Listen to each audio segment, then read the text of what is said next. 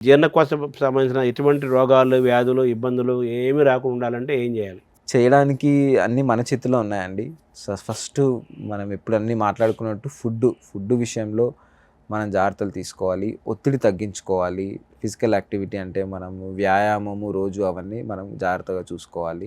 ఈ 3 విషయాలు మనకు మన పేగు మీద చాలా, చాలా ఎఫెక్ట్స్ ఉంటాయి దీనివల్ల. సో, ఫుడ్డు విషయానికొస్తే ఏవి తినకూడదు, ఏవి తినాలి. తినవలసిన ఫుడ్‌లో మనకు దొరికేవి ఏదైతే ఇంట్లో మనం చేసుకొని పరిశుభ్రంగా, శుభ్రంగా చేసుకుంటే, ఫ్రెష్‌గా చేసుకుంటామో అవి మనకు మన ఒంటికి, మన పేగుకి మంచిది.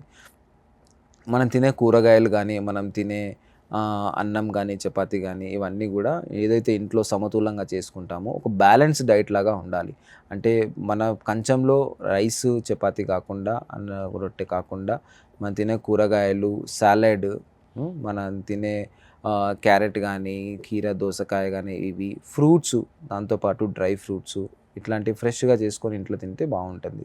తినకూడనివంటే మనం ఇప్పుడు దొరికే ఈజీగా ఫాస్ట్ ఫుడ్ ఏదైతే ఆ నూనెలో వేయించిన ఫాస్ట్ ఫుడ్ ఇట్లాంటి ఫ్రై ఐటెమ్స్, బర్గర్స్ కానీ, ఫ్రోజన్ ఫుడ్స్ ఎప్పుడో నిలువ పెట్టిన ఫుడ్‌లు తినడం కానీ, ఎక్కువ క్యాలరీలున్న ఐస్ క్రీమ్స్ ఇట్లాంటివి తినడం వల్ల మనకు పేగుతో పాటు శరీరానికి గూడా మంచిది కాదు.